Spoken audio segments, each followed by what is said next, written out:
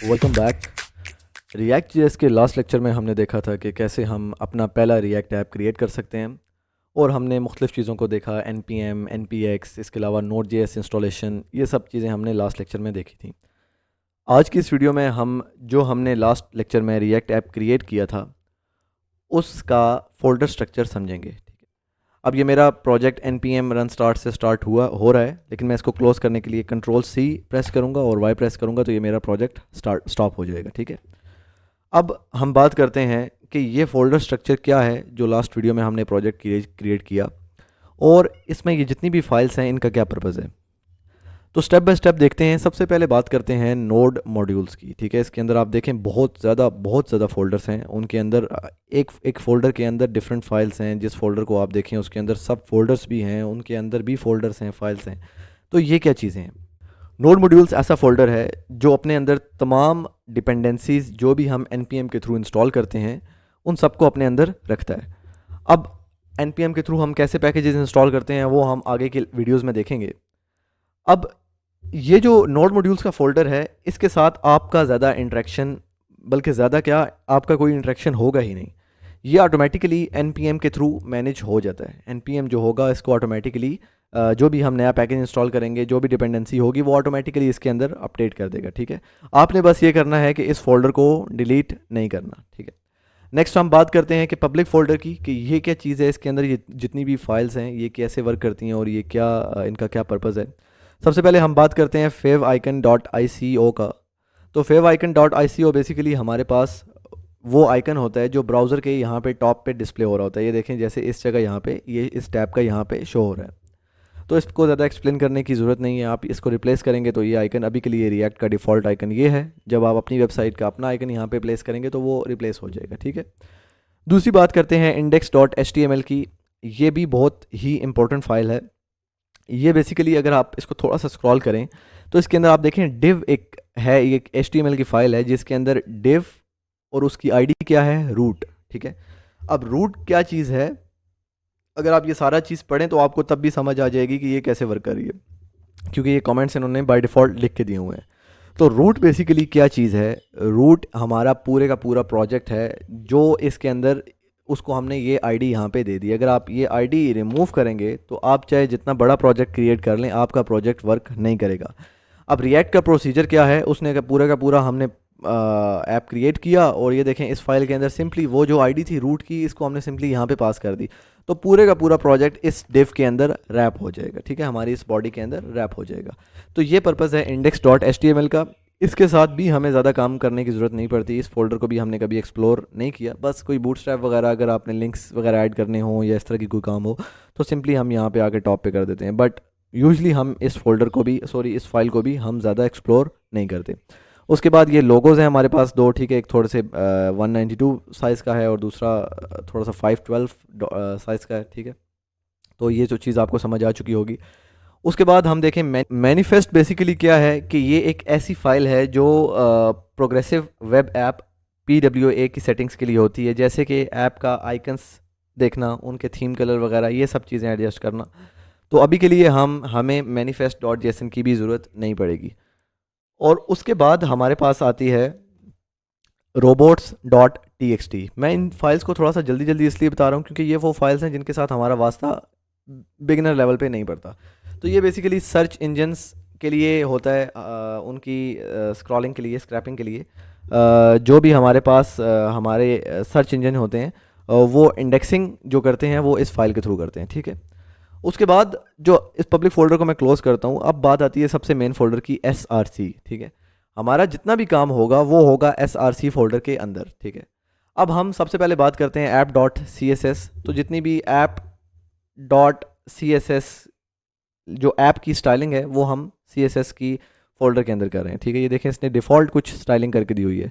आप हर फोल्डर का, अभी के लिए मैं फ़ोल्डर बोलूँगा, कंपोनेंट नहीं बोलूँगा, आप हर फोल्डर का एक सेपरेट CSS फाइल बना सकते हैं।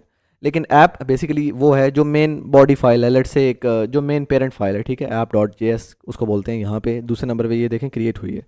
तो यहाँ पे उसने जो रिएक्ट का जो मेन स्टाइलिंग है वो उसने डिफ़ॉल्ट जो करके दी है, उसकी स्टाइलिंग के लिए जो फाइल क्रिएट हुई है उसको हम बोलते हैं app.css। ठीक है, और ऐप डॉट जे एस एक फंक्शन है, उस फंक्शन के अंदर उसने सारे का सारा काम हमें करके दे दिया है, ठीक है। अब हम इसको रिप्लेस करेंगे, ऑब्वियसली इस सबको रिमूव करके अपनी स्टाइलिंग करेंगे, बट वो आगे आने वाली वीडियोज़ में, ठीक है। अब उसके बाद हम बात करते हैं app test dot J S. तो इससे भी हमारा कोई वास्ता नहीं पड़ेगा। अगर टेस्टिंग वगैरह के लिए आपने कुछ सेटअप करना है, जैसे setup test dot J S है, तो उस केस में हमें इनकी ज़रूरत पड़ती है, बट अभी के लिए हम इस चीज़ को इग्नोर करते हैं। उसके बाद बारी आती है index dot C S S. ये एक ग्लोबल फाइल होती है जिसके अंदर आपने ओवरऑल अपनी ऐप की स्टाइलिंग करनी है। जैसे कि लेट्स से डिफरेंट पेजेस की, तो हम index dot C S S के अंदर वो स्टाइलिंग करते होते हैं अगर हम सी एस एस को लेके चल रहे हैं। तो उसके बाद हमारे पास आता है इंडेक्स डॉट जे एस। ये एक पेरेंट फोल्डर है जिसके अंदर सारे का सारा रूट जो है हमारा, जो हमने रूट की आईडी ये देखें हमने यहाँ पे डिफाइन की थी, ठीक है, उसको हम अपने ऐप को यहाँ पे इसको इनक्लोज करते हैं इनके अंदर, इस फोल्ड फाइल के अंदर, और ये पूरे का पूरा जो रूट है ये चला जाता है यहाँ पे पब्लिक के अंदर आकर index dot H T M L में यहाँ पे, ठीक है। तो इसका फ्लो कैसे आपको समझ आएगा, ऐप डॉट जे एस के अंदर स्टाइलिंग होती है, ये वाली सारी की सारी ऐप डॉट जे एस जाती है यहाँ पे इंडेक्स डॉट जे एस के अंदर, और ये सारे का सारा जो इंडेक्स डॉट जे एस है जो रूट हमारा है वो चला जाता है यहाँ पे। तो ये एक फ्लो है इसका, ठीक है। आगे आने वाला हम जितना भी काम करेंगे वो सारा हम ऐप के अंदर करेंगे, और डिफरेंट फाइल्स बनाएंगे, डिफरेंट फोल्डर्स बनाएंगे, उनको हम ऐप के अंदर कॉल करेंगे। और ऐप तो हमारा ऑलरेडी इंडेक्स के अंदर कॉल हुआ हुआ है, तो हमें कुछ भी चेंज करने की ज़रूरत नहीं है इंडेक्स के अंदर, तो हमारा क्योंकि हमें जो चेंजिंग करनी है वो सिर्फ ऐप के अंदर करनी है, बाकी का फ्लो हमारा ऑल सेट है। उसके बाद लोगो है। लोगो तो आपको पता ही है कि किसी भी कंपनी का लोगो क्या होता है, तो लोगो के बारे में एक्सप्लेन करने की ज़रूरत नहीं है। रिपोर्ट वेब वाइटल्स और setup dot J S, setup test dot J S, इसकी ज़रूरत भी हमें नहीं पड़ेगी। ये बेसिकली सिर्फ टेस्टिंग पर्पज़ के लिए होते हैं, या आपने रिपोर्ट्स करेक्ट करनी है तो उसके लिए, तो इसको भी हम इग्नोर करेंगे। और उसके बाद बारी आती है गेट इग्नोर की। इस फोल्डर को मैं क्लोज करता हूँ, एस आर सी को। ध्यान रहे कि एस आर सी सबसे ज़्यादा इंपॉर्टेंट फोल्डर है हमारी रिएक्ट ऐप के अंदर, जिसमें हमें सबसे ज़्यादा काम करना है। उसके बाद गिट इग्नोर में बेसिकली किसी भी प्रोजेक्ट में, किसी भी प्रोग्रामिंग लैंग्वेज में, जब हम गिट हब या किसी भी वर्जन कंट्रोलिंग सिस्टम को हम यूज़ करते हैं, तो हम गिट इग्नोर के अंदर वो फाइल्स लिखते हैं जिनको हमें गिट हब पे नहीं भेजना होता, ठीक है। तो जैसे यहाँ पे लिखा हुआ है नोड मॉड्यूल्स, ठीक है, डॉट पी एन पी, और ये वाली फाइल्स जो हमने एक्सक्लूड करनी है, वहाँ पे गिटहब पे नहीं भेजनी। क्यों नहीं भेजनी? क्योंकि नोड मॉड्यूल्स का साइज़ बहुत बड़ा होता है, इन फाइल्स का साइज़ बहुत बड़ा है, ठीक है, या सिक्योरिटी रीजंस की वजह से dot E N V files, इस टाइप की फाइल्स हम नहीं भेजते। ओके। उसके बाद पैकेज जेसन और पैकेज लॉक डॉट जेसन। ये क्या चीज़ है? Package lock dot JSON basically क्या करता है, आपके जो भी आप पैकेजेस इंस्टॉल करते हैं, जो भी डिपेंडेंसीज इंस्टॉल करते हैं, उनका वर्जन लॉक कर देता है, ताकि आपके कोई कॉन्फ्लिक्ट्स ना आए लेटर ऑन, ठीक है। अब ये बातें मैं क्या कर रहा हूँ, मैं बहुत क्या पैकेज इंस्टॉल करना, ये करना, वो करना, पैकेज लॉक करना, इन चीज़ों की अभी आपने बिल्कुल फिक्र नहीं करनी। मैं बस आपको इनकी डेफिनेशंस बता रहा हूँ, और ऑब्वियसली हम इस लेक्चर में डेफिनेशंस पे नहीं रहेंगे, हम प्रॉपर कोडिंग की तरफ आएंगे। ये बस मैं आपको एक फ्लो बता रहा हूँ। पैकेज डॉट जेसन में जो जो पैकेज आप इंस्टॉल करते जाएंगे वो यहाँ पे ऑटोमेटिकली ऐड होता रहेगा, और उसका version package dot lock dot Jason में इंक्लूड होता जाएगा, ठीक है। और आपकी जो भी आपकी स्क्रिप्ट्स वगैरह हैं, N P M run start, N P M build, test, eject, ये सारी आपकी पैकेज डॉट जेसन में लिखी होती हैं। आप यहाँ से अगर एन पी एम स्टार्ट के बजाय, मेरा नाम जैसे आप काशिफ है, तो एन पी एम काशिफ करके अपना प्रोजेक्ट स्टार्ट करना चाहते हैं, तो आप स्टार्ट की रिप्लेस करके आप काशिफ कर दें, तो आपका project Kashif N P M Kashif से स्टार्ट होगा, ठीक है। तो ये एक, और सॉरी, रीडमी एक फ़ाइल रह गई है। रीडमी फ़ाइल क्या होती है? ये एक काइंड ऑफ डॉक्यूमेंटेशन होती है, जो भी हम किसी भी क्लाइंट को या जो भी है गिटहब पे जब अपलोड करते हैं, तो इसमें सारी इंस्ट्रक्शंस लिखी होती हैं। जैसे रिएक्ट ने बाय डिफ़ॉल्ट हमें कुछ इंस्ट्रक्शंस लिख के दे दी हैं, तो आप इसमें जब भी अपना प्रोडक्शन लेवल पे अपना प्रोजेक्ट लेके जाते हैं, तो आप रीडमी में अपना जो भी आपके रूल्स एंड रेगुलेशन, वो सब चीज़ें यहाँ पे लिख देते हैं।